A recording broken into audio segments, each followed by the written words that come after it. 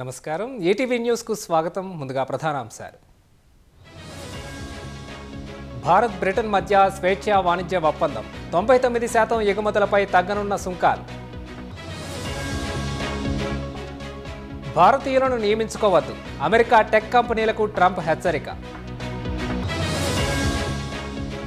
రష్యాలో కూలిన విమానం, 6 సిబ్బంది సహా 49 మంది మృతి.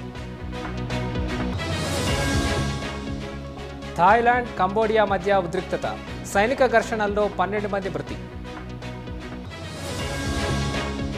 పార్లమెంట్లో వాయిదాల పర్వం, 4వ రోజు కొనసాగని కార్యకలాపాలు.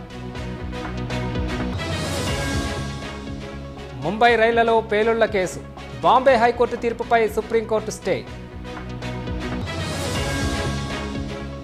ఛత్తీస్గఢ్లో 66 మంది మావోయిస్టుల లొంగిపాటు, ఆయుధాలు వీడిన నక్సల్స్. అనిల్ అంబానీ కంపెనీల్లో ఈడీ సోదాలు, 35 ప్రాంగణాల్లో తనిఖీలు.